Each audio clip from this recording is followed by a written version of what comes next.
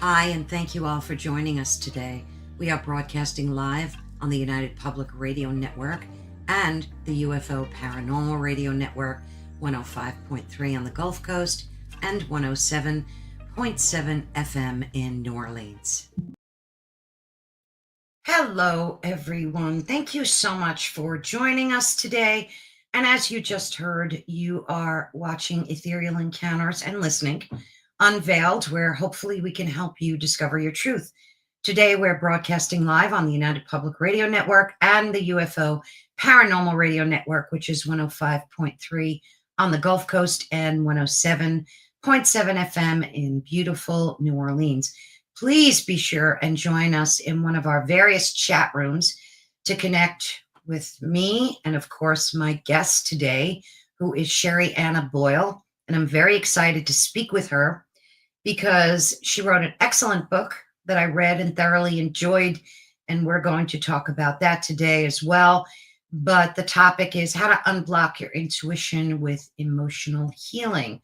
So I just want to make sure that we're airing everywhere we should be, because today I'm so excited. We went live on Rumble for the first time, which I'm sorry, I was checking to make sure that it's connected. So please, please, please be sure and subscribe to Ethereal Encounters Unveiled, either on YouTube or on Rumble. I would be ever so grateful if you do. Give us a thumbs up.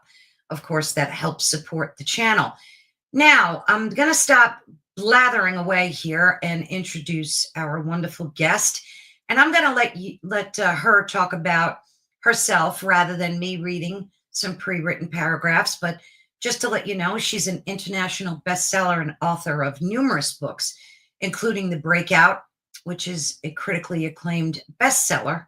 It's called Emotional Detox, 7 Steps to Releasing Toxicity and Energize Joy. And that was named one of the 10 most life-changing books that every woman needs to read by Parade magazine. So let me bring her on board so she can talk a little bit about herself. And then we're going to hit the ground running with our topic today, which is being able to use more wisely through spirit guides and spirit, our intuitiveness. So here we go. Hey, Sherianna, how are you? Hello. Hi. How are you? Good. It's so nice to meet you.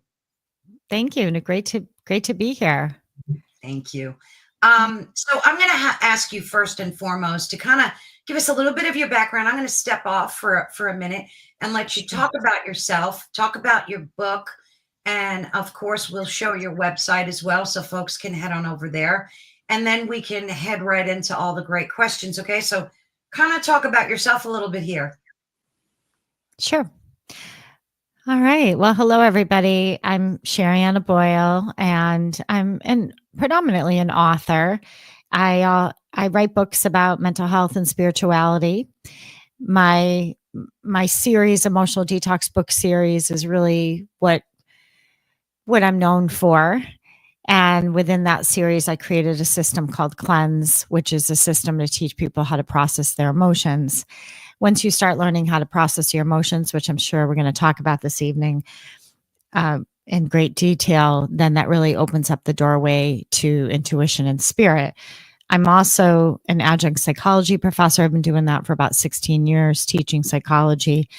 And I've been teaching yoga for about 25 years. I'm an energy healer and trained in many things such as quantum healing, and really studied pretty extensively in quantum healing for about a decade or so. And so I take all of those things in my work. When I worked with families and children back in the way long ago, I worked with families in the school systems as a school psychologist. And so a lot of different eclectic things that I put together, and now I write about them, and then I teach, and I do workshops and retreats if you're looking to get on a retreat, which help enhance the experience. Wow, that sounds great. You sound like a very busy lady. Well, this is over a long period of time, so It wasn't done overnight, that's for sure. Nothing ever is. Nothing ever. But I'm excited to talk to you today. And again, folks, jump in the chat.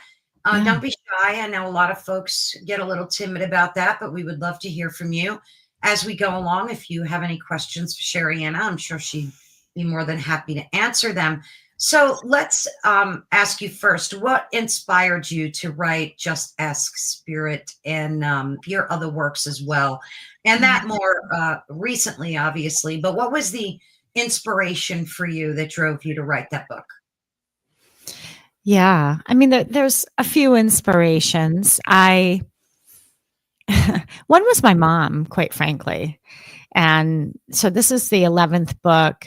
And as moms can do, they can kind of cut right to it. And she said, "When are you going to write the one about your gifts?" And I was like, "What do you mean?" And she's like, "Your spiritual gifts. When are you going to do that?" And I was like, "I don't know. I've always never really put myself out there. It's been one of those things where people discover it once they come to see me, whether it's privately or in a workshop. They're like, 'Oh, I didn't know you were intuitive.'" I'm like, "Yeah, I am. I don't really advertise that way, but I am."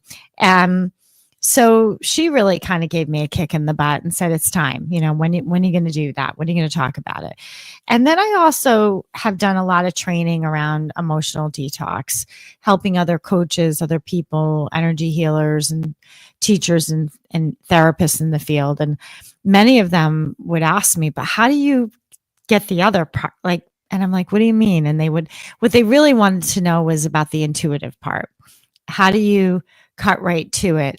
Um, or parents would ask me. I remember once I had a adolescent come to see me, and I think he was like in, I don't know, maybe 11th grade or something, maybe 17, something like that, and really reluctant to see anybody. And I got on with him in the first 15 minutes of it. I was like, "Okay, tell me about the drugs." And he was like, "How did you know?" I'm like, "Well, I'm intuitive."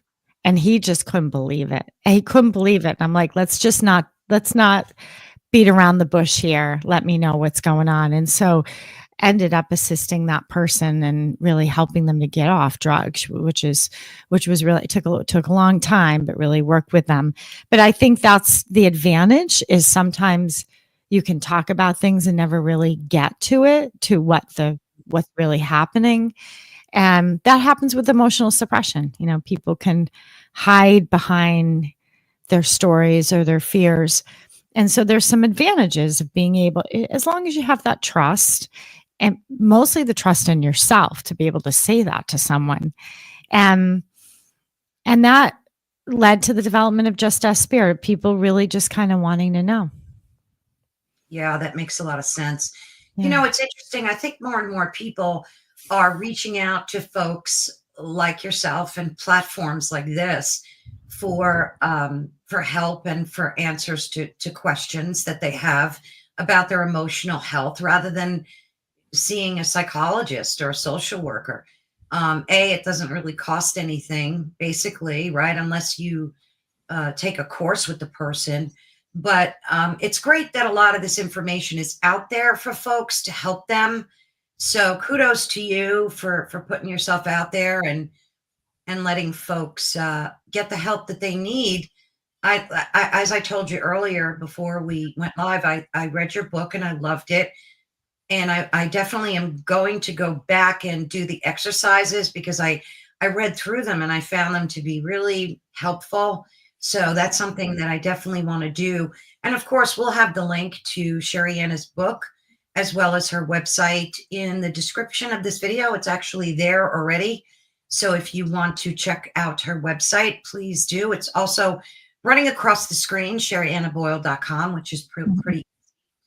But so let's get started with, I have a lot of questions. We probably won't get to them all, but Okay. we'll try.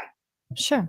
So, and this kind of came to me as we were speaking, because you were talking about emotional cleansing and detoxing, and the word trigger really came to light. Like, I'd say, at least I noticed it about 5 or 6 years ago. People were using that term all over the internet. This triggers me, that triggers me. And now it's a part of our lexicon. Like people just use it all the time, like in conversation. So is that what you're talking about when you talk about detoxing emotionally? Is it identifying these triggers and working through them? Like, what would you say about that? Yeah, when it comes to the emotional detox work, which is very much a part of Just Us Spirit as well, it is that the triggers are very often the unconscious memories. I have something that's happening that's reminding me of something else. Now, I'm not sure the context of some of the people that are using that word trigger. Perhaps some people might use it as a way to manage emotions or actually manage or control the situation or other people. So I'm not sure if it's but the intention behind it in emotional detox is really identifying the reactions, which reactions are, how I define it, is how you make the uncomfortable comfortable. How do I make the uncomfortable comfortable? Sometimes it might be to tell you that triggered me and you need to stop, right? And with an emotional detox, we're cleansing those triggers. You're making a conscious choice to release that. And there's going to be layers of that.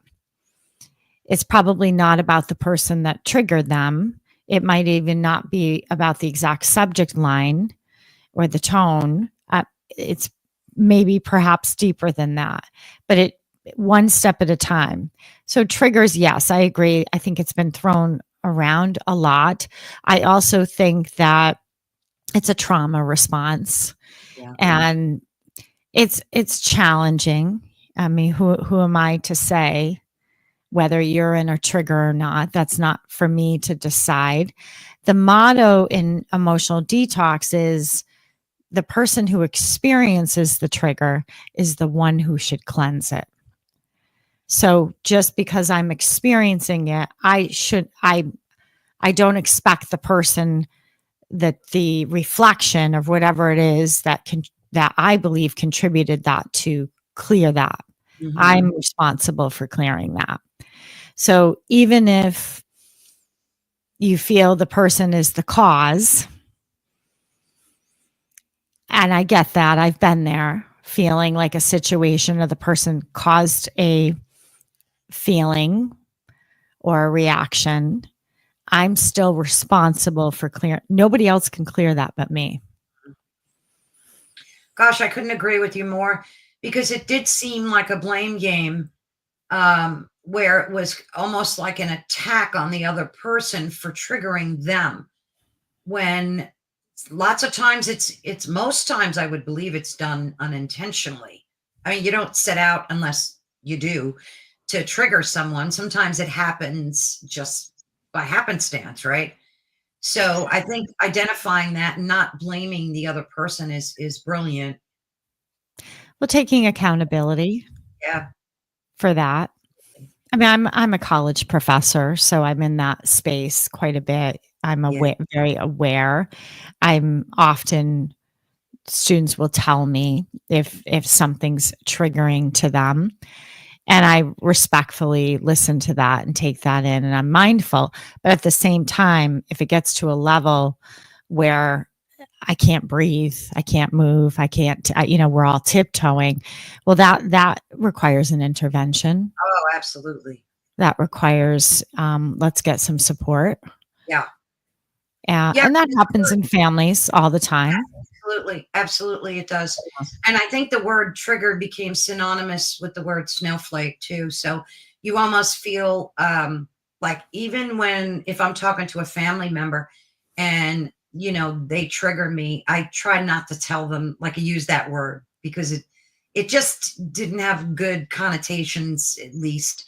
But anyway, aside from that, I want to get into spirit. You talk about that in your book, and you give a good explanation of so just give us a good overview, what you mean by spirit in your book. How do you define that presence or energy? I define spirit as a state of being connected. being a verb, a state of being connected. So when you feel I'm connected to you right now, you and I are talking, we're in a state of connection. Mhm. And when you're truly connected, there's flow, there's energy, there's no separation, there's oneness, there's no judgment, there's no assumptions. It's a pure state of connection, connected to love. I define spirit as pure unconditional love. It's an energy, it's a consciousness, it's a life force, and everything has energy. And I can choose to connect to many different consciousness states of consciousness. But when I define spirit, I'm talking about I'm connecting with my spiritual guides, which are in the higher dimensions or the higher frequencies. And so, in order for me to connect, I have to raise my vibration up. And then what they do is they lower their vibration down, and we meet somewhere in the middle. And I find in all of my work with emotional detox coaching that one of the greatest ways to do that is to learn how to process your emotions. So that means, like, just what we were talking about. If you're in a trigger, if you're in a state of reactivity, you'll notice you and I, it was like we're almost getting stuck, right? You can feel how relationships can only go so far in that state. Conversations can only go so far. And there's this period of nothing's really moving, nothing's really shifting. And sometimes people stay in those states and they live in those states. But we're talking about a pure state of connection. So when you're processing your emotions, that opens things up because you're moving the energy. And then there are guides for everyone. And so for me, I connect to many ascended masters. That tends to be my go-to. I've always been more drawn to that. It's not that I can't go into psychic mediumship. I do have people that will come to me and say, can you connect with a loved one? But I'm always dabbling between the two worlds. So whether it's if they would like to connect to a loved one, but I will often go right back to connecting to the ascended masters or archangels or the guides from the angelic realms. They teach me a lot. And a lot of times what happens is they come in and they share what kind of blockages need to be released in this person so that they can be more connected. So I feel that that's what I'm being called to help people with, increase their connection. Yeah. So you have these team of angelic beings, we'll call them, and are you connected to them all the time, or do you call upon them when you need them? Well, now I'm connected to them all the time. And what in the beginning, I would call them. Sometimes I will still call them, but mainly when I'm teaching someone else. And because you don't want to overwhelm someone. So it's a nice way to begin. But now I just see who comes and who's the best person for the question that the best master for the person, what the person's asking. So I tune in and then wait for them to arrive. Now, do you feel them, see them? How do you know that they're there? How did you first? All right, let's start with this. When did you first discover that you had this connection to your spirit team? Like at what age? Well, that's where my mother comes back in. And that's why she was urging me, because she's saying, she was telling me around age 11 is when I started to, and I do remember, started to connect with the angelic realms and started to channel, if you will. And it's old soul stuff. She would ask me questions and it would just kind of, again, that state of a connection, it would flow through. And I would feel them. And I started writing back then as well, just automatic writing, taking my journal, going out. But I would say it was then. And it was during a time of my life where I was in healing. It happens to a lot of people I notice that I speak to, is that we had been through a series of traumatic events. We moved to the country mainly because here we go back to triggers. There were so many triggers where we were that were we couldn't get out from underneath them. Like a lot of people, when it's like, right, when you're living with it, when you're seeing it, it was just too much. We couldn't heal, so we decided to move to the country. And when we did, then I didn't, nothing was close. I was forced to just go outside and wander. And that's when I started to feel the grace of the angelic beings come in. And I think what it was is they were coming in. I could feel them. They're there all the while. It's just we're too numb. Yeah. Our vibration's too low, but my vibration started to go up and I started to feel something greater. So they're not entities that you basically see, but more or less feel and know their presence are there. Well, now I see them. Now I can see them, hear them, feel them, sense them. I can write their name down and I can connect with them that way through writing, through automatic writing. I'm more familiar. Yeah. For sure. Yeah. I can feel the shift of energy. I see the colors. So that's how they mostly appear, is through like colors or like auras. Sometimes they'll announce themselves. Sometimes they'll say, or I just know who that is. I know and feel from emotions also from, it's really trippy because a lot of times what I'm doing is tapping into the person's energy. I'm tapping into their emotions. And then based on that, I'm go through the process that's in the book that you read about, the cleanse process. And I'm really taking my time when I'm one-on-one with someone. So I might pause on a step there and then just see who comes in.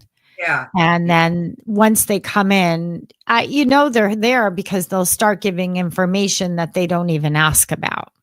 Right. So like a lot of times they'll give something else that maybe they didn't come to hear that, but that's what's coming through. At least they need to hear those things first. So you do one-on-one coaching with folks as well? I do. Yeah. Yeah. Do you get group coaching too, or just one-on-one? So I have a online Zoom group that I meet with once a week to practice what the tools in Just Ask Spirit. So basically I'm guiding them. I'm creating the space, setting the tone, and then I will say tonight, usually before I get on with them throughout the day, I will ask Spirit. I will say, okay, who am I working with tonight? Who's the one? And then I just trust it, and they should eventually reveal themselves. And then I go on with the group and say, this is who we're going to be working with tonight. And people have a chance to share how they're experiencing the energy. That's good. I think it's important for that clarity, because I think there's many people out there that want to connect with their spirit guides and their own spirit, and they just don't know how. So that's why I was drawn to like you reading your book and the steps that you have in there, because I think it's a good way to guide people into this practice of if they want to. So we'll get into like the intuitiveness of that. Like, so it's a safe way. It's a safe way. So I was trained, again, I was trained in quantum healing. I'm a master level at the quantum healing. And I was I had some really intense training. What I did was kind of feel that, and it was more energy healing. How do you handle when you're working with someone's energy field? How do you help them? And for me, I was always picking up on things, but it was, again, it can be very busy. And you're like, I feel like I'm picking up on something, but it's like I can't get through the noise of it all, or it's a lot of different energies happening at once. So it's nice if you can start with the archangel realm. Hmm. It's like a nice, simple way to start, which I outline a bunch of practices in the book there. And then you might go into the ascended master realm, and then you might work with nature spirits, the energy of that. And so it just kind of breaks it down for people so you get used to it, because it's a lot on your nervous system, because your heart rate can sometimes go up when you're connecting, and you misinterpret that. You're like, oh, my heart rate's going up, or I'm starting to get hot, or maybe I'm getting cold. I mean, that's all your nervous system. That's your autonomic nervous system. Sometimes people can sweat. And if you don't know if you don't have the training, you might misinterpret that, or get nervous, or drop the energy. So I think it's just a nice way to start with the archangels. Yeah. So there are some physiological connections and bodily responses. Not for everybody though, but some folks might experience that, right? When they're connecting with their spirit guides. Yeah. Yeah. Sometimes you can feel like a coolness come in. Sometimes it's a warmth. Everybody's different. And that's why I run the group, so people can get to know themselves. Tingly sensation. Some people feel pressure. They feel like someone's like got their hands on their shoulders, or they're sitting right next to them. Sometimes it's like one side is more than the other. And it in the group atmosphere, it's nice because I can say, I don't know about anybody else, but I can't move my arms right now. And we laugh, and you can sort of, they're like, oh my gosh, I'm so glad you said that. I'm like, I literally am, my feet are in cement. And so when an ascended master, an archangel comes in, that can happen. You're like so grounded. That's what Mhm. happens when your vibration goes up. People want to feel more grounded. Well, start looking to connect with the angelic realms. You'll experience what it feels like to be grounded in your body. Did you ever run into clients or people that you try to help that just found it next to impossible to connect to their spirit guides or had great difficulty? Not with Just Ask Spirit, not with the book. I have to say, but it took a lot to write that book, a lot of revisions. I've done weekend workshops. Everybody's connected. I haven't experienced that yet. I have heard about that, unless they're just not telling me. And I ask, how are people doing? Anybody not feeling it? I used to, before I wrote Just Ask Spirit and I was helping people, that sometimes I would hear that. I don't feel anything. I don't see, because I wrote a book called Energy in Action, which is all about the spiritual laws. And my guides taught me to teach the laws, to connect the light to the laws. They were telling me that people weren't getting that the laws are connected to light. Nobody was writing about that. So I wrote about it, and that was very difficult to channel because I hadn't even made those connections. And so the light, they're called the rays of light. And they guided me, and they said the rays of light are connected to the laws. It's very, so anyway, I wrote it and I put it together in a way where it's very practical and it makes sense. So for a long time, I was teaching people about the light and the laws. And some people would feel it right away. Some people be like, I'm still not getting it. Usually people who've had a lot of trauma, quite frankly, and Yeah. just need time. And maybe it just took them. I'm thinking of a particular person who would say that. And now we laugh because she's part of, she's been a part of my other groups. And now she connects like that. So, but I think that now I'm teaching it with the Just Ask Spirit version. I'm finding that one is really a little bit quicker, but also we're in a new time where things are accelerating. The veil is getting thinner with our ability to connect, and consciousness is rising big time on the planet. We just went through these 2 eclipses, which is shifting energy. So I think there's a lot of things at play here of why are people finding it easier to connect, for sure. So, what's the connection between emotional detoxing and using your spirit guides to help you? How does that process work? Like what made you make that connection? So I use I call it my signature system, and that was channeled. It's called Cleanse, which is an acronym. And the cleanse, what my spirit guides told me was feel first, then ask. Mhm. Feel first, then ask. So a lot of people, what they do is they just ask, which is fine. You can ask spirit anything, anytime. You will never be a bother at all. Talk to spirit as much as you like, whenever you like. They love it when you ask because they won't interfere. But my guidance was to teach people to get into a state of feeling.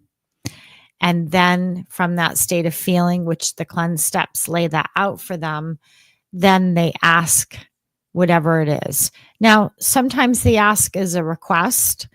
Sometimes it's a thank you or a prayer. Sometimes it's healing. Mhm.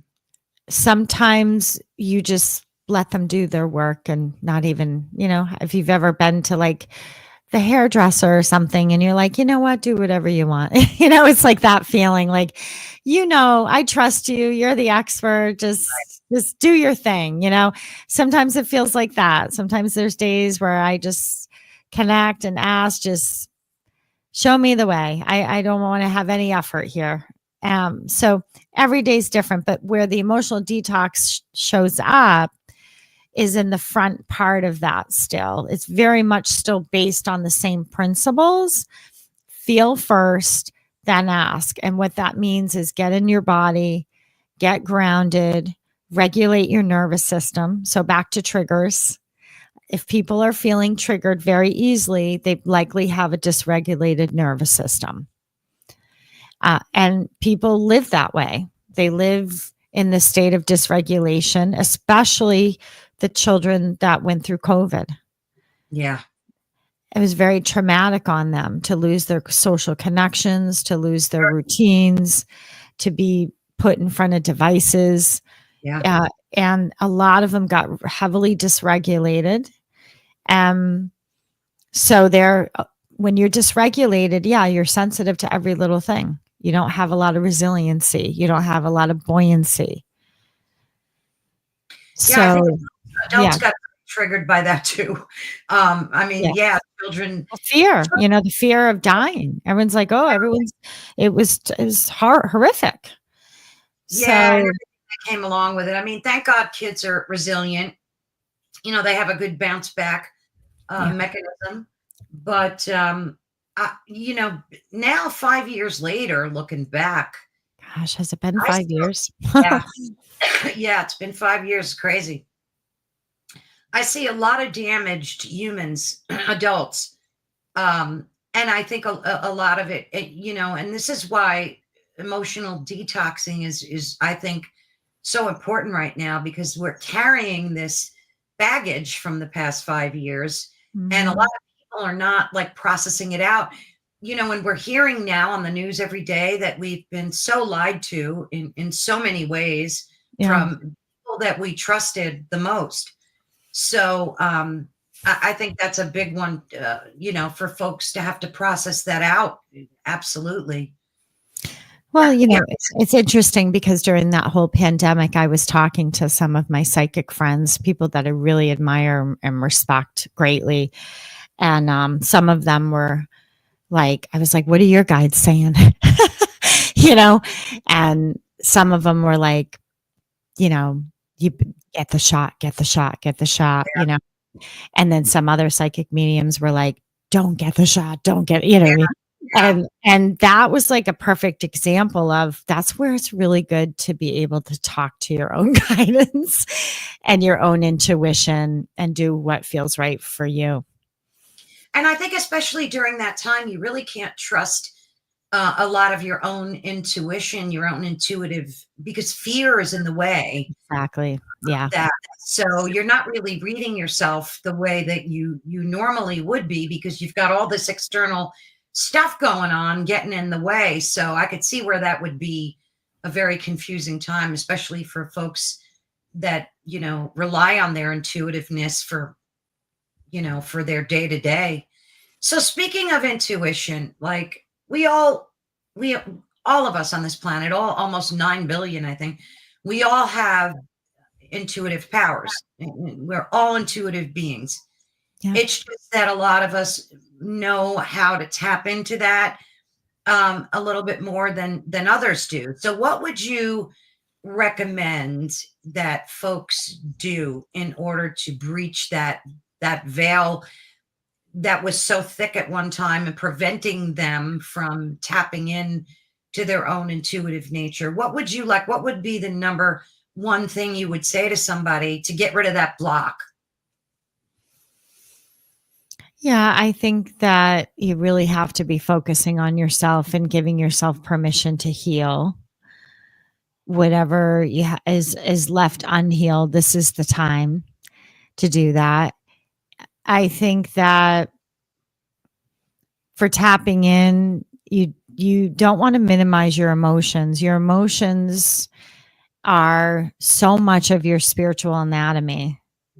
So if you're pushing them away, minimize them, blocking them, ignoring them. So you could ask yourself this question, where in my life could I benefit from feeling more? Where do I feel a little numb? Or where is it I'm feeling disconnected? Maybe it's a relationship, maybe it's with myself, maybe it's with my future, maybe it's with my body. Mm, And kind of look at it from that point. Where in my life is it a little dull in terms of energy? And then allow yourself to do some emotional processing around those areas. We have to be in states of connection to be really accessing the intuition. And a lot of people, I work with a lot of people who I say, okay, well, what's going on with your marriage? And they don't want to talk about it. yeah. And I'm saying, well, I'm talking to the guides and they want you to talk about it. And they say, oh, I don't know. It's just we're roommates. That happens a lot where it becomes convenient, or it's roommate kind of situations. And it's not like they're expecting you to be like you were or to make everything better, but don't ignore it. Yeah. So like I said, being connected to spirit, what my guides have told me is, yes, teach people how to connect. But remember, there's many people that can connect to spirit. But then when it comes to their day to day, they're not connecting. And this can be very exciting and entertaining, connecting. And this is kind of boring, Yeah. not as Yeah. exciting to work Right. through. Guess what? That's why you're here. Right.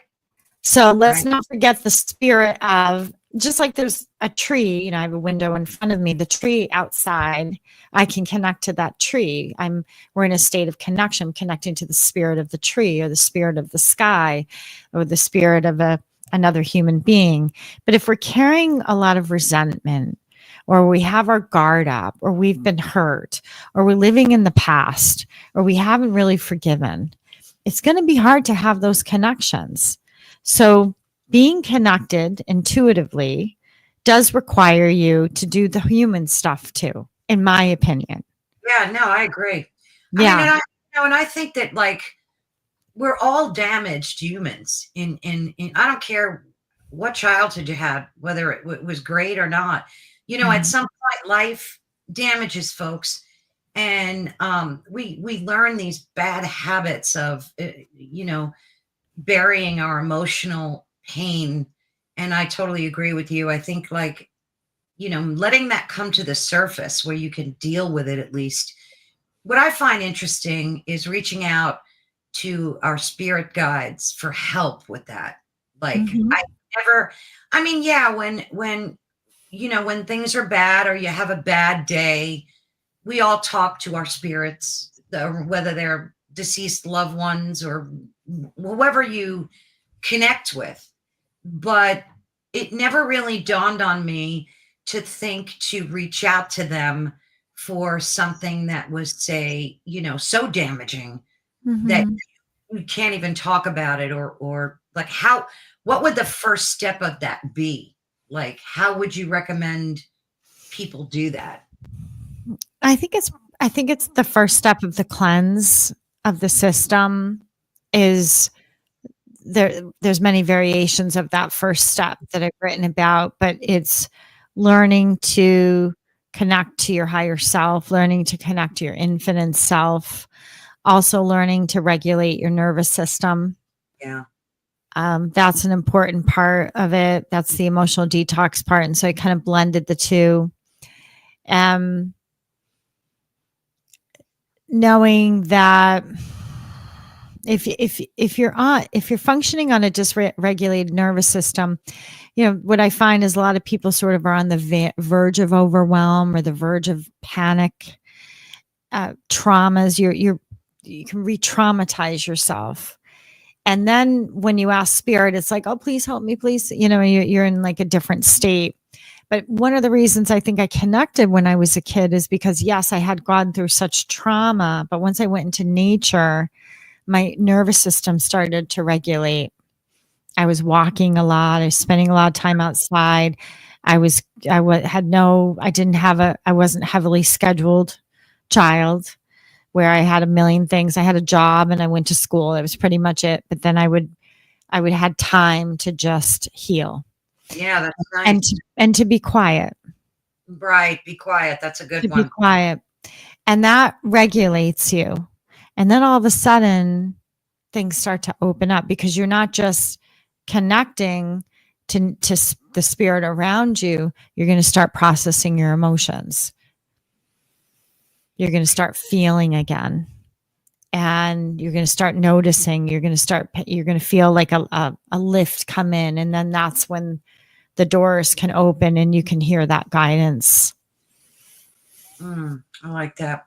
You mentioned in your book that there are signs that we should pay attention to when our guardian angels or spirit entities are nearby.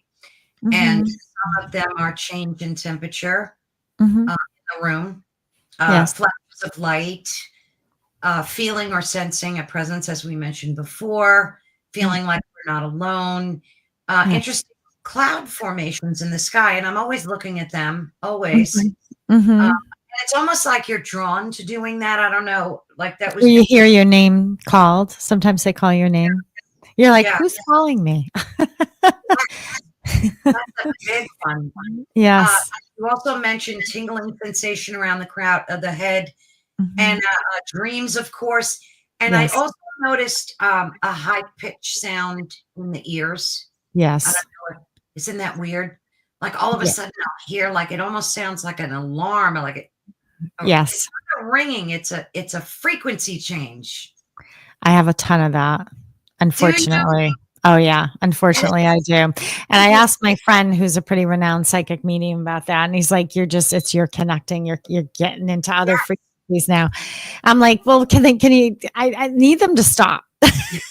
But I think, annoying. It is annoying. but I think it's also just the vibrations changing. It's not even so much I'm connecting. I'm realizing this is an adjustment Right. once you start to clear and raise your vibration and you do it on a regular basis. It's like going into a new altitude and you Yeah. have to learn how to breathe in that new altitude. But yeah, I get it a lot. Oh, it's so weird. Like when it first started happening to me, I thought it was like tinnitus. And I'm like, what is that? But it was both ears at the same time. Yeah. And you hear this weird pitch increase. And Yes. it only lasts for like maybe 15 seconds, and then but after that happens, you know it's something more than that. It's so interesting. But I love that you acknowledge the bodily changes and the cloud thing too. Like, Mm, what is it? And I've heard people say that before. yeah. How does that work, Sherianna? Like, You what? can see it, spirit anywhere. You can, it's all perception. You're seeing through your mind's eye as Mm, well. So this is a lot of people see, and they're it's when they close their eyes, called the third eye, the mind's mhm. eye, and then they can, they start to. It's for me, it's like a movie sometimes. It's like I'm just watching a movie.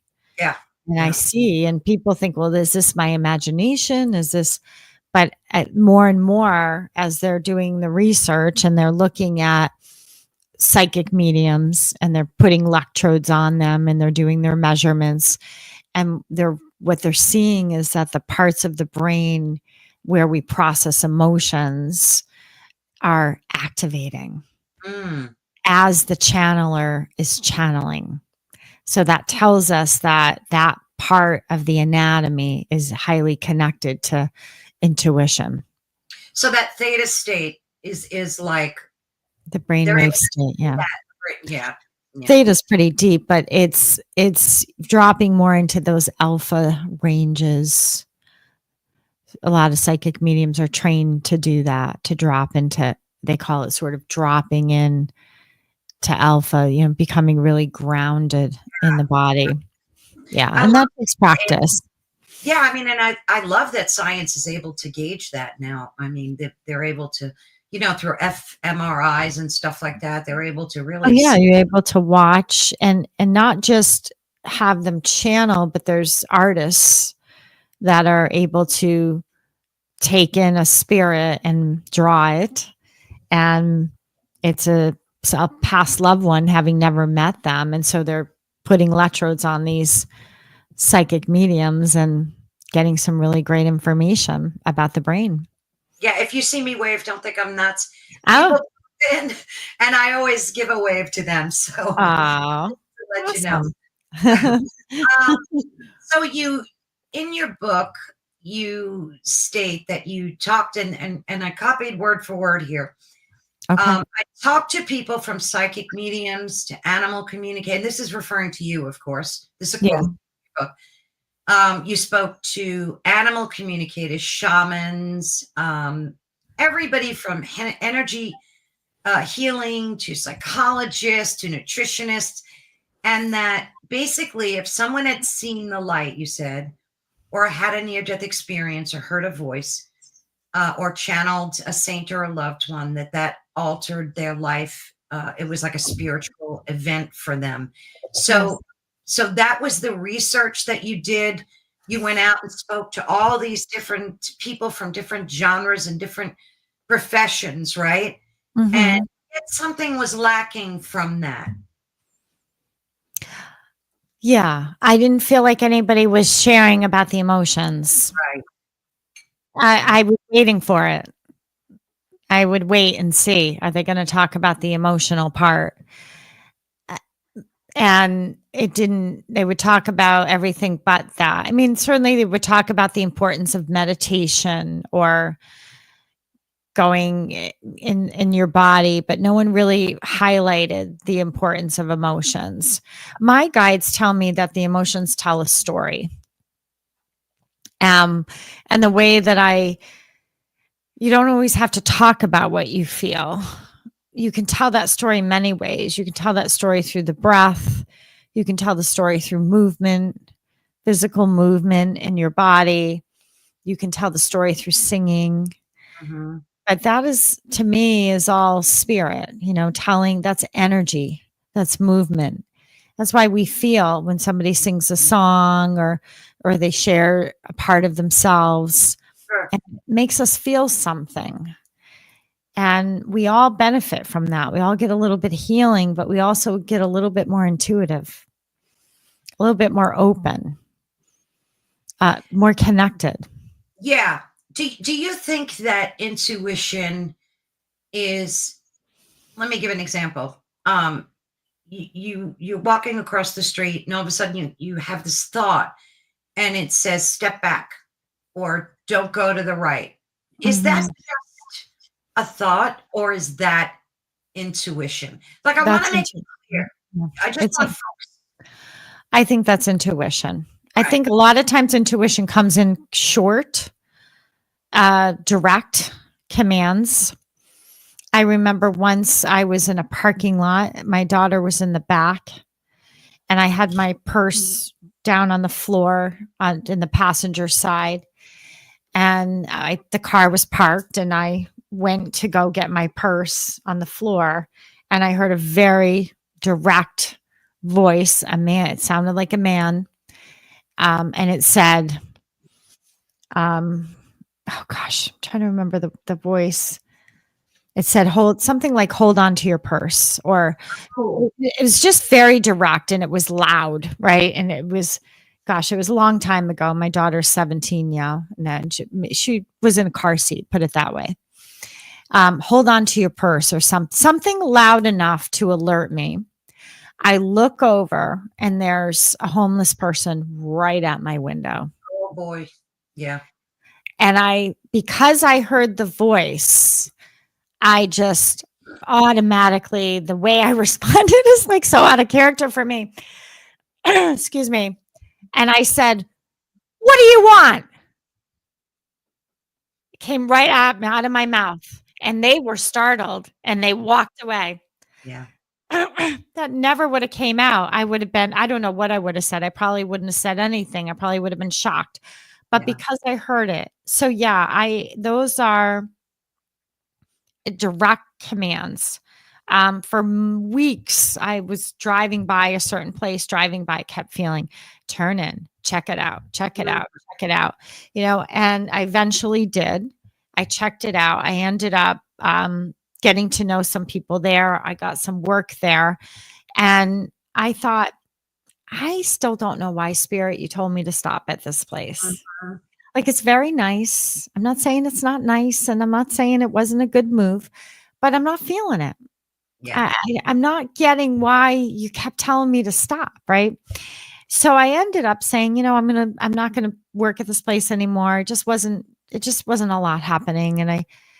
But then I realized by being there, I met someone that I needed to meet to take me to the next part of my journey. Oh, So wow. it wasn't about the place. It was about the bridge, the stepping Right. stone. Right. So if you don't attach to outcome and you just listen, okay, go right, go right. And you're like, okay, all right, now what? I went right, but I always listen for sure, Yeah. I especially think when it it's comes in important. threes. Yeah. Yeah. Yeah. But I think it's important for folks to understand what those inner voices are telling us is intuition. And then I think that people need to pay attention to them a little more closely. I mean, you can't walk around all day focused on it. It kind of happens naturally. Like it just happens when it happens, at least No, it's not chronic talking. right. It's not chronic thinking Right. or trying to overthinking or trying to figure something out. It's not problem solving. Right. That's not what spirit is. It will drop in and release. It will circle back if you're Mhm. meant to. If you missed it or you didn't catch it or you didn't follow it, no problem. If you're meant to see it, it will circle back in a certain way. I like that drop in because that's what it feels like. It feels like a download, like we were saying before. You can Yes. tell the difference between your intuitive voice and just thoughts. Like I know people Yeah. can. Yes. Yeah. Yeah. It's definitely not thinking. Remember, Right. thinking is a brain thing. The thinking is for really the main reason for thinking is making decisions and problem solving.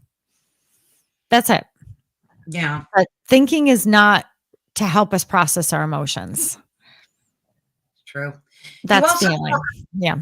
you talk about why we need to unlearn a lot of the stuff that we've learned. I mean, that's like when I read that statement, and I've heard people say that before, Sure. but it just it made me sad. Like, because think about it, we've had a lifetime worth of learning, but yet Mhm. so much of it is toxic, and a lot of it is not healthy and good for us, especially the bombardment of negative thoughts. If you counted them during the day, I think you'd be shocked at how much crap is going on up there, right?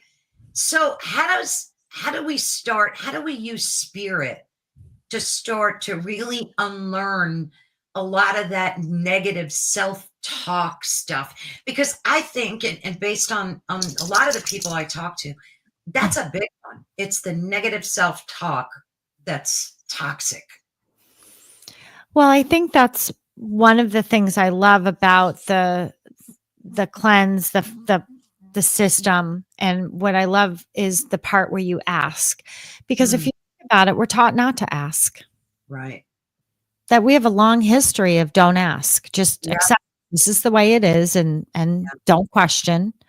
Don't ask for more.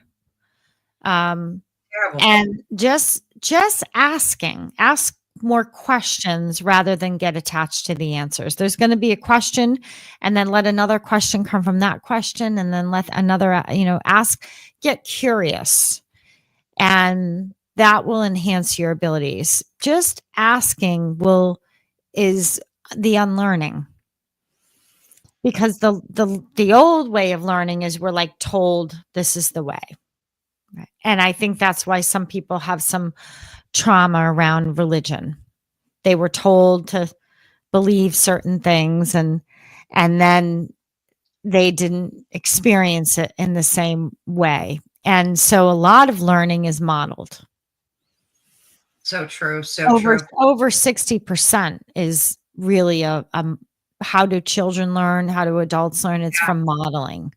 So if Yeah. you're saying one thing, like you're going to church every day and you're saying, do this, believe in this, but then you're a jerk.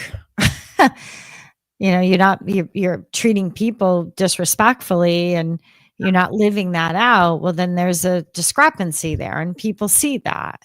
Now, And Joe so brought up a good point too. And I completely agree with you on that. And he said he's big into manifesting. Where does that fit into your world? Just like overall, Sherianna, are you big on manifesting? Do you believe in that? oh gosh, yeah. Yeah, I mean it's part of the cleanse system. It's once you start feeling, then you raise your vibration, and then you start to focus on what it is that you're creating.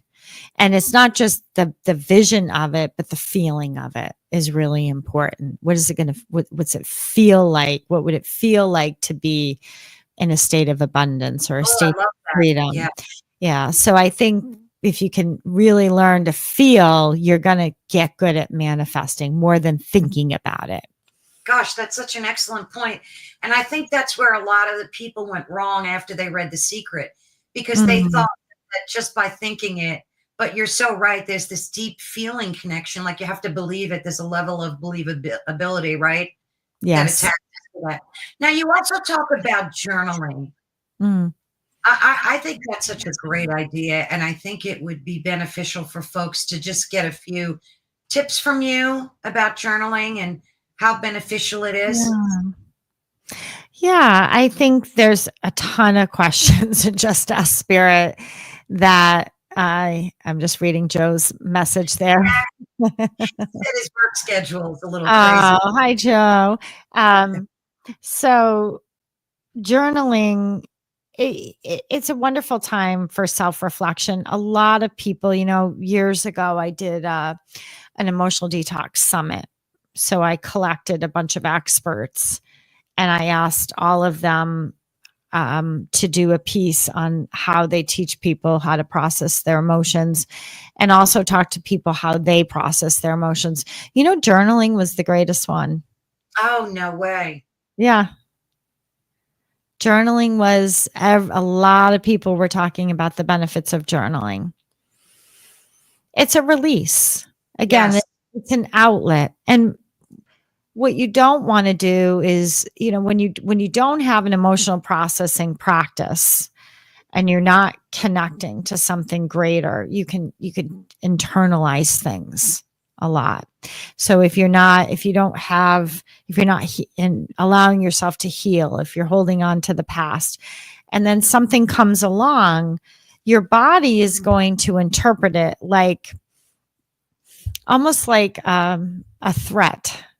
So it could be as simple as, I'll give you the example of like the emotion of defensiveness, right? When Yeah. someone feels defensive. When someone feels the emotion of defensiveness, it usually means they're feeling judged or they're feeling pressured. Right. Right. Now, they can get that feeling and be like, I don't know, I feel blocked. I was talking to someone recently, they had like a big project to do, but Mhm. they contacted me because they said, I've got this big project to do and I'm feeling like I just can't get out of my own way. So I tapped in and I asked Spirit, what's going on? And Spirit told me immediately the defensiveness. There's a defensiveness. I'm like, okay, there's a defensiveness. What's going on? There's a defensiveness. I said, all of a sudden it dropped in from Spirit. I said, did somebody say something to you? Did someone plant a seed in your Yeah. mind? Right. And they said, well, yeah, someone actually, and the thing they said was quite harmless, but it started, but the thing that triggered them, back to trigger, was they used the word should. You really should do this, or you should do that. And I said, was it the should? And the person said, yeah. I said, that word got you defensive because you received that like a judgment, like Oh, pressure, right? And this person said, I did. I feel, and of course, when we're under a lot of pressure, sometimes we go into that fight, flight, freeze. Our memory gets affected by that. Our ability to think gets affected by that. So it's important, that's where emotional processing comes in. And oh wow, that did remind me. My body is experiencing that comment as a judgment, and it's reacting to that. And whenever you go into that fight, flight, freeze, then it's hard to connect to spirit. It's hard to connect to your gosh, intuition. that's so true. That's so true. Um, so that was like that word should was her trigger, then that triggered Yeah, all this emotion. but spirit told me that. Spirit said somebody said something to her and planted something, and I kept feeling defensiveness. This person is not a defensive person, so it didn't make any sense. But the more you connect, I'm like, did someone say something? Yeah, someone did say it. And the word should can come across like a judgment for sure. Yeah. And again, many of us in conversation use that, Yeah, like, oh, you should try this or you should go there.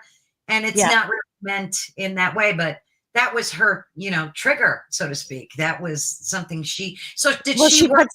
so she did. So what it was is she puts a lot of pressure on herself. Oh, I see. Yeah. And the shoulds, if you say that to someone who already puts a lot of pressure on themselves, it can be hard on them Yeah. to become aware.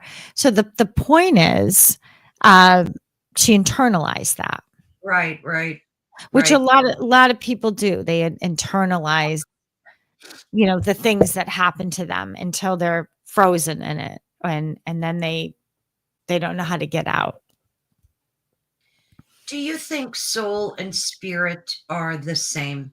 Because I've heard some varying theories on that, on the differences between the two. Some say that it's like one force within us, and others say that they're not. Like, what's your take on that? My experience of the soul is it's the part of us that is infinite, and it carries a lot of our soul history. So I believe in past lives, Yeah. and that's our soul. Our soul goes on and it learns, and we gain wisdom. And sometimes we are here to clear up something from another life. And the more intense it is, often that's the case. Maybe we had another life with this person. So they call it soul records. Oh, You like know, the Akashic records, like the yeah. yeah. And you can tap into the records and you can kind of get a sense of what's going on. Sometimes the trauma is soul related. There's some soul trauma Yeah. that needs to be cleared on a deeper level, or just to be acknowledged and then cleared. Yeah. And the guides can help you with that as well. Because I heard a lot of it is generational too. You Mm-hmm. a lot of like, burdens from past generations that Yes. affect our soul in the current life. Yes. So you can cleanse that away as You can well. cleanse that away. Yes. Yeah. Yeah. So spirit to me is light. There's no history. I knew that was gonna happen. Uh, Soul has a lot of history Yeah. and a lot of wisdom. Right. And spirit is like life force, energy. It's connected to source. To me, it's connected to oneness, universal. It's all encompassing. Yeah. I can totally see the difference there. But do you see yourself as a spirit being, or a being with a soul, or a soul that it in that lives within a body? I know Or it's all the above. all the above, all the above. I agree. I think that when we're in the physical body, that makes us feel very separate and human. And Yeah. but then when we go beyond the physical body, then you're in the etheric, like your show, you're in the etheric body, you're in the part of you that is not attached to the physical or the identity or the roles or gender or anything like that. You just are. You're just with the state of oneness. And so the less attached you are to the physical, the more you experience that. And we have soul capabilities. We do have talents. We have some that may be dormant that could be tapped into. Yeah. And we're going to learn to use our psychic senses more with this new earth energy. Let's talk a little bit about that. Did Mm. you start noticing that more and more after 2020, after the pandemic, or did you notice, like, throughout the years, a progression, like a slow thinning of the veil, or was it like bam all at once for you? You mean in terms of my own psychic abilities or people I've worked with? Like an awakening, a global awakening, like this I think that, spiritual awakening? yeah, I think definitely the global awakening since the pandemic. There were some benefits that came from that pandemic. True. I still think people are waking up to what happened there, processing. There was a lot of trauma around that, but there were some benefits and people kind of trying to get back to their true selves, for Yeah. sure. But in terms of, I guess what I'm noticing in my clients is they're just becoming very open. And I work at a college, and I noticed that people I never thought would be more open are opening That's up. nice. I'm having conversations, maybe not publicly, but in private, where people want to hear more. They're Right. enjoying it. They're Right. opening up to it. They're not afraid of it, which is very nice. So How do yeah, you how do you deal with, because let's face it, there's darkness, and that, well, I don't like to use the word darkness because I don't yeah, view darkness as evil. But let's say there are evil entities yes, there are. that we have to deal with. Unfortunately, all of us do, and they affect all of us in different ways. What How do you deal with the negative, those dark entities in your life? I'm sure, being a spiritual person and having abilities, they must try to attack you in some way, or have tried to. So what Yes. was your method for dealing with them? I think the more confident you become in yourself and the more you are your true self, the stronger that you get. You learn how to hold your light. My method, so that's a good question.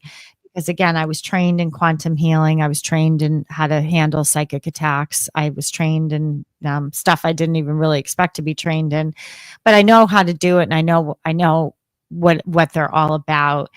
And I still felt fear because now I'm like, what am I around? Oh, I'm feeling this. What am I doing? And okay, I will use this tool. Okay, I know this, and so I it wasn't until, and I believe that's why I channeled emotional detox. I had a personal practice for processing my emotions that I became stronger.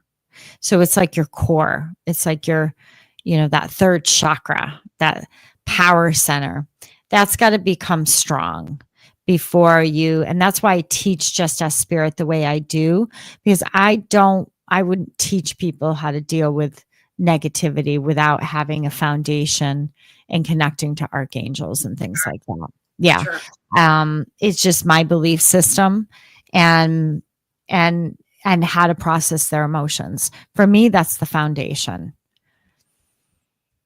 I agree.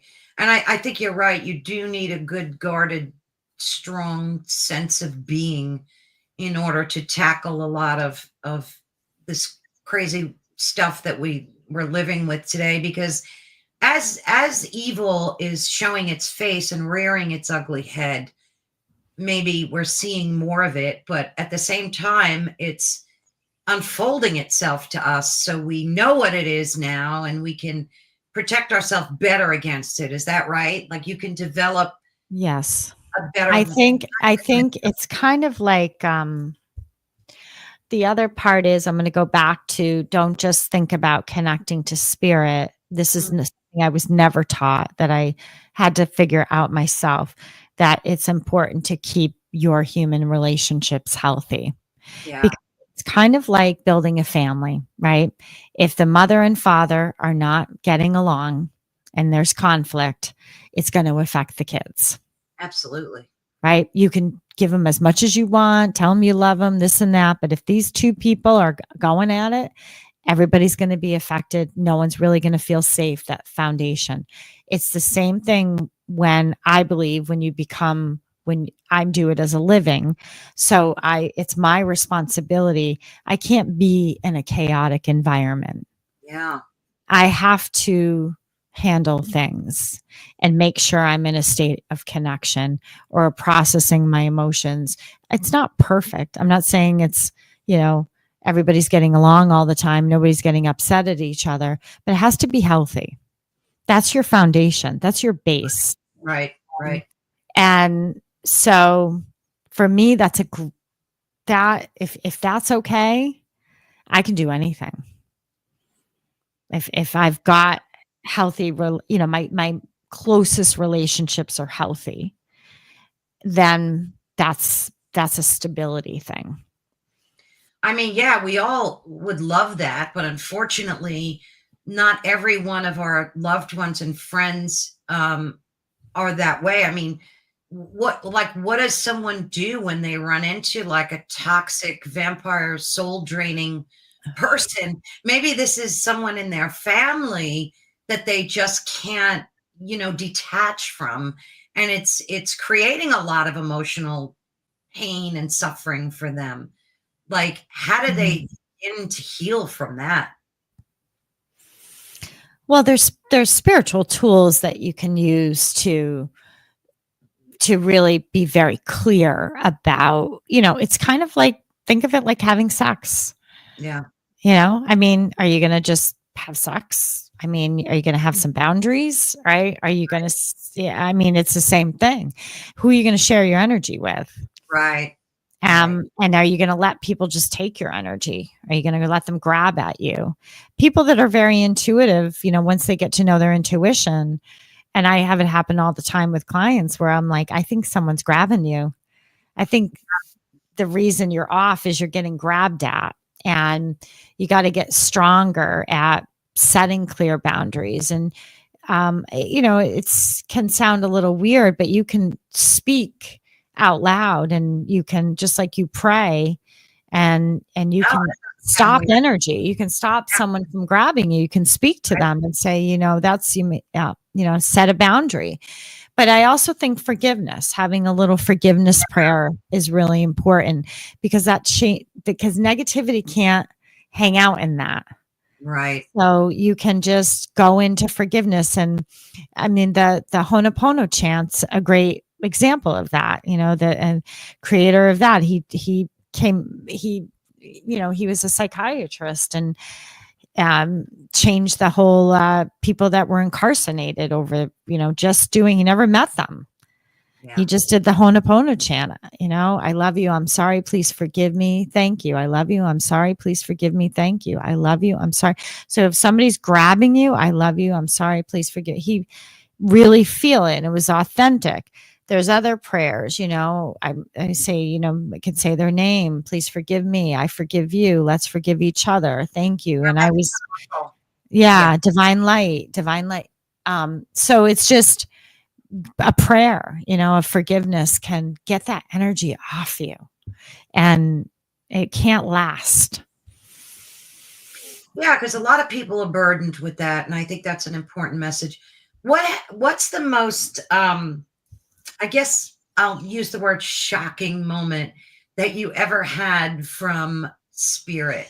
Like from, say, your spirit guides. Like what was one thing maybe that they told you or happened, aside from like the handbag thing, stuff like Yeah. that? Yeah. What was very profound, like in your life, Yeah. that connected you with spirit? Like what moment was that?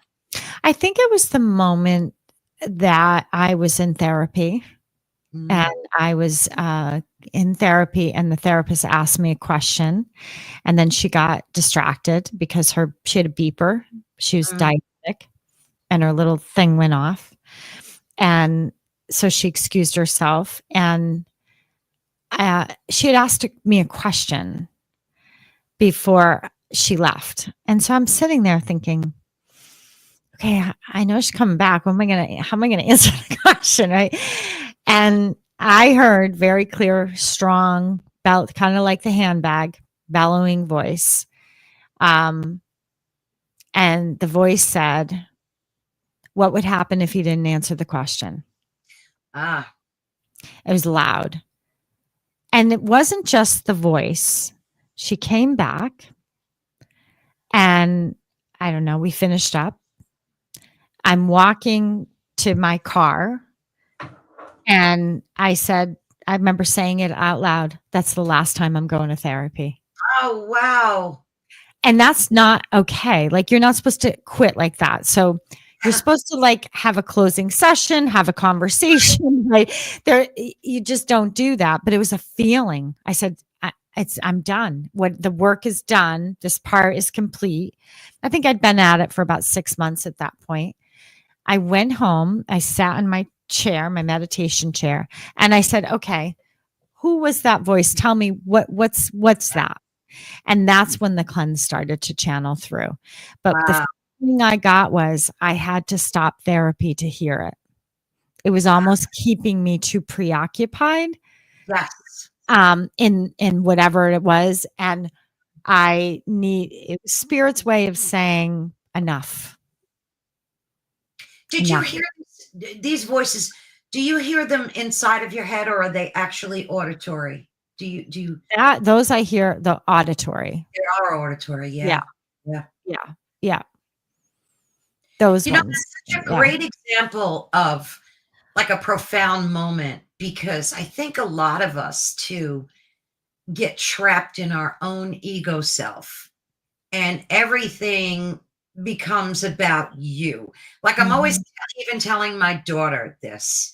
My son, no, never had to deal with that with him, but with her, I try to let her see that not every moment is about her, and eventually she got that message. And I think it's important for people to know that in order to connect with spirit, with other people, there's a part of your ego that has to die. Like you Mm. can't connect with other people if you're like seeing your face in the reflective pool and that's the only face you see, you know? Yes. Yeah. When I wrote Energy in Action, that's what they told me about the laws. They told me share with people that the laws are not about the me. You know, the Right. whole secret thing was about the me, my new car, my this, my that. I said, Awesome. they said it's not about the me, it's about the we. And God. whenever you connect, what they taught me was whenever you ask for something, whenever you connect to the light and you look to manifest, whether it's, wealth or abundance, you receive the light because the laws are connected to the light. And then you take that light and you share it with the planet. And may Mm. everybody and all beings everywhere receive this beautiful light as well. So now it's like I'm connecting and manifesting, but I'm also spreading the light to the planet. So it was a very different process that I learned. Oh, I love that.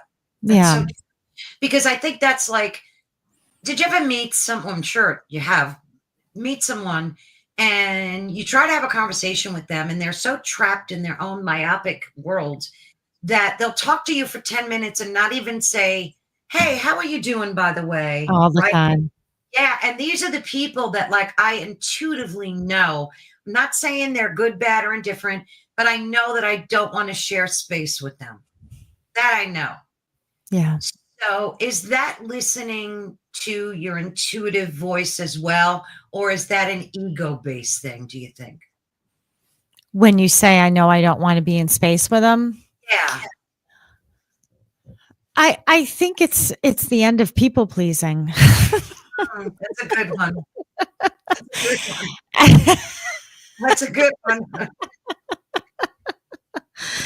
I think I'll there's a time where, yeah, you stop trying so hard. It's yeah. that effort. Being with spirit is a space of effortlessness. It shouldn't be work, right? Oh, that's so true. If it feels like work, like you're trying to make someone like you or accept you or approve of you, and people do that, they work so hard to make other people feel comfortable or happy, but we're supposed to feel discomfort to grow spiritually. Oh I, gosh, I yeah. was just talking to someone today and they were asking about, looking to heal, and they wanted to heal a relationship with someone, and they said, I don't know how to make this better. And first thing when I asked spirit, I said, is this person still living with you? And Oh they my said, yes. And I said, they need to go. oh, wow. Like, enough's enough. Nobody's growing here. And in this person's mind, it's like, what can I do better? How can I make this better? How can we heal? It's like, Right. I didn't get that. I didn't get like, how can we, I hear the healing will happen, but this person needs to get on their own 2 feet. Yeah. How'd she take Yeah. that? They people get it. It's not easy to hear these things, but yeah. I just think it's interesting when you talk to spirit. Oh yeah, absolutely. So You get a different perspective. yeah, definitely. When did you get like a calling to do this kind of work? I mean, I heard from when you were young, you connected to spirit, but when did Mhm. you get this definitive calling to know that this was something you were being like guided to do? I'm always being called. So it's not like a one and done calling. Like I found my calling. It's a constant feeling. You mean to help other people? It's a constant like feeling that you need to still It's do this work. it's like I can't ignore it. It's so loud. Like Wow. some days I'm like it would be a lot easier to you know, go work somewhere else and have someone else tell me what to do and I'll do it. And I'm like, really? And they're, it's different. But I think it's an ongoing calling that I'm supposed to be teaching people how to process their emotions so that they can connect to source, God. I mean, I feel a calling to um, help people to connect to God in a way that so people are really, it's a touchy subject. It is. And I'm like, it's source. I don't get it. I'm not triggered by it. I'm very accepting and open. There's so many different vibrations and energies. There's not just Wow. one belief system or one religion, and we really can all live in harmony and then some. Um, so I think that's part of my role here. Yeah. Yeah, it must be very powerful feeling to know that you're being charged with, with such responsibility, really. I mean, they just want me to keep writing and writing. I mean, that's my, they kind of know you have green light all around you, by the way. I'm like staring at you and I keep getting green light. I don't know if anybody else is seeing it, but green, beautiful green light around you. So that could be Archangel Raphael. Are you connected with archangels? I've heard that before with Raphael. Okay. Raphael keeps popping in. Okay. Yeah. I don't know if anyone else is seeing, but the green light's coming in and it's going out. It's coming in. You have heard that before. I have. Are you a healer? And you're a healer, or? No, just an intuitive empath. Yeah, you've got massive Archangel Raphael energy around you. Oh, thank you. Thank you so much. Yeah. Thank Yeah. you. I forgot the question. I'm getting distracted by it. Well, and just on a The calling, I think it's a continuous thing. It's just, it's something I can't shake. It's just there. Even if I want to, I'll find a way to do it. You know what I mean? So through writing, they know who to call on. They know who's going to deliver the message. They know who's best for the job or whatever job. I was talking to someone the other day who was also an intuitive and delivering messages, and and she was saying the same thing, that she knew, she's it was one time I met it was a stenographer. And they were choosing her. She started getting real messages, and she believed it was her ability to be a stenographer. And it's like they know who's going to get this, who can I channel it through. But yeah, you have massive Archangel Raphael all over you. Wow, I love that. I love that. Oh, that's wonderful. Help I could get. No, I lost my husband 3 years ago of 47 years. So I like to think that, he's here too, kind of like guiding and protecting us. And I like to believe that. And I've been told that. So I think all of our loved ones are just guiding us, just naturally. And a lot of folks don't tap into that. And I think it's so important for people to know that they are here guiding and loving us from beyond as well. Yeah. Yeah. No, it's that's like the energy of heart, Right. it's you've got the green, the heart, love. Yeah, it's definitely presence. Yeah, I'll take it. Let me tell you. So on your website, what other than the books that you sell, what courses do you offer, services? I'm going to see if I can get it open here for folks. Oh, you're funny. Yeah. So I have the Just As Spirit community, which is where we meet once a week. It's just a half hour, but we connect to spirit live on Zoom. I have the books there. Just As Spirit can be found anywhere books are sold. And then all the Emotional Detox. I have a course coming out in May. It's called Connecting to Your Higher Self course. So if you get on my list, if you grab that free gift there, you'll be notified of when that course is ready. But that's really going to be an important course because it's going to teach you and get how to connect to your higher self frequency, which is your first step of connecting to spirit. So get on that, grab that free gift, and you'll be able to. I just subscribed. And then I have retreats. So I've got many retreats coming up. Just As Spirit retreats. emotional detox retreats. And then I have Italy next year if anyone wants to go to Italy. You got a lot going on, girl. Would you like to go to Italy? Come on. Oh my God, would I ever? Would I We're ever? going to connect with spirit in Italy, Oh Sicily. boy, I'd love to connect with Spirit in Italy, boy. Then let me tell you. Yeah. Here's your book. Here's your lovely book, and I love the cover. Thank you. Yeah. Beautiful. Did you design that?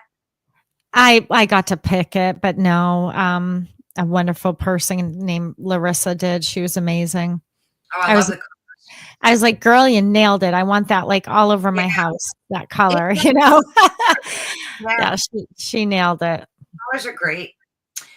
So here's some of your other books too, That's the of one I'm course. manifesting. That's the one about the light that I was talking about, using light with the spiritual laws. And look at this, childhood anxiety. Yeah. Boy, forget. We should have a conversation just about anxiety someday because that's a big Yeah, one for.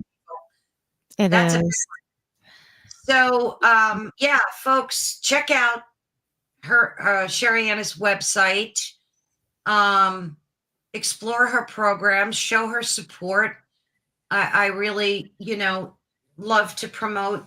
I mean, you guys work so hard at the things that you do, the books that you write, the websites you design, develop, the content.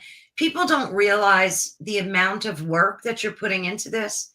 Yeah. Uh, so I always like for folks to be able to go over and give you some support and show some love. So in Thank closing, you. of Appreciate that. of course, we appreciate you. What would you like to say in closing to folks? I mean, they have to read your book. So, and I'm going to put a link to it as soon as we get off here. I'm going to put another link to it right on top to make sure. What would you like to say in terms of hope for people? Like, what was your hope for readers who pick up Just Ask Spirit? What would you like them to walk away with? And I'm going to let you take the stage. Mm. Yeah, I think that there's a couple things, but Spirit said to me over the years. One is, if you don't feel, you won't ask. If you don't feel, you won't ask. And I think it speaks to what we were just talking about, that sometimes it never occurs to people to ask for healing, to ask for support, to ask for guidance, to ask for a sign, to ask for a clearing, an energy healing. You can do that for yourself. And so I'm going to leave you with what Spirit said to me. If you don't feel, you won't ask. And then the next big message that Spirit gave me was, your emotions matter. Processing them matters more. All your emotions matter. Every single one of them. The guilt, the shame, all of it, the grief, processing them matters more. So that's what I would like to leave people with. I love that. It's beautiful. And let me ask you this before you go, because this is like a source of contention for me. Okay. We've been kind of like programmed into thinking that emotions are bad and we should suppress them. Yeah. Like, God forbid you should have an emotional outburst, or God forbid you should laugh so hard that you pee your pants. Right? Uh-huh. Why is that? Why do people always try to foster that in us? Like, suppress your emotions, don't wear your emotions on your sleeve. Like, what's up with that? I think it's control systems that have been in place for a long time, and it's really keeping people from being themselves, being your true self. And I also think people don't know how to handle emotions. They say, don't do that, don't act like that. And that could be another way of saying, I don't know how to handle it when you feel. Therefore, I'd like you to stop. Bingo. Yeah. I think you're so right there. And look, I'm not saying you have to act like a crazy person, screaming in the street, but sometimes, you'll have an emotional response. Yes. Or talk about triggers. You can have an emotional trigger. And then when somebody in your bubble or universe, it could be a stranger, it could be a loved one, when they shush you, or that's why everybody teases women about telling them to be calm. You know, that trigger, like, you know, when you're talking to somebody and they go, calm down, Yeah, take or it easy. chill out. Yeah. Oh, that's That's like a the real, worst. Yeah. It's like the shoulds. but I think you're exactly correct. They don't know how to Yes. handle that. No. And, you know, and it's funny because you always want to put that on yourself, but it's really the other person. It's not you. Yeah, they don't know how to handle it. They don't know how to handle it. If you know how to handle it, you won't be so quick to say that. Gosh, that's so true. I loved this conversation. Me too. Thank you so much. You're Do you so have welcome. another book coming out, or is this one the I am latest? working. I am working. They've asked me. I've got more emotional. I actually have an emotional detox deck coming out. So Oh, I wrote the deck, which will be fun. So that way you can pick out a card, and it will be something to do every day to help process your emotions. oh, that sounds like fun. Yeah. Yep. And so that's won't be out until the end of the 2025. And then I Could have you email something me else. when it's out? I would love to Yeah, get I'd love to get absolutely. I'll we'll be back in touch. Let's stay connected, and then I'll remember to do that because it's you know not what for would a be bit. fun if we did that like during a Did the live. cards. Uh-huh. Yeah. Yeah. Yeah. So I have that, and then I'm also working on a workbook. Oh, So nice. people can, yeah. Yep. And then a couple other things. It's all emotions. Yeah. Good Yeah. Lord. That's so true. Yeah. So true. Well, thank you, Sherianna. It was a blessing being able to Yeah. connect with you. Thank And of course, I will be in touch and we will definitely stay connected. Awesome. Thank you so much. Thank you, dear. I will talk to you soon. Bye. Bye bye. Bye-bye. Well, that was really fun and so very informative. And I think Sherianna nailed it on the head. You know, there's such a connection between our, you know, detoxing emotionally and being able to be in touch with your intuitive side. So thank you all again for listening to Ethereal Encounters Unveiled, where hopefully we can help you discover your truth. Today we're broadcasting live on the United Public Radio Network and the UFO Paranormal Radio Network, which is 105.3 on the Gulf Coast and 107.7 FM in New Orleans.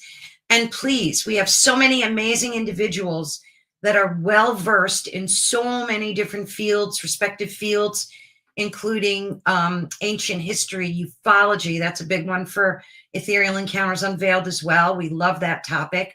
And of course, the paranormal, extraterrestrial theories, conspiracy theories. We love that. I'm going to put some links for you guys because we have some exciting uncensored shows coming up tomorrow. Actually, I'm going to be sure to put a link to that so you can make sure you watch that. So please support this network. They do so much hard work for all of us. We all love the topic of high strangeness in whatever form it comes in. Nothing is off limits within the outer realm. So thank you all so very much for joining us today. Please give us a thumbs up and subscribe. And thank you all. And God bless. Take care. Bye-bye all.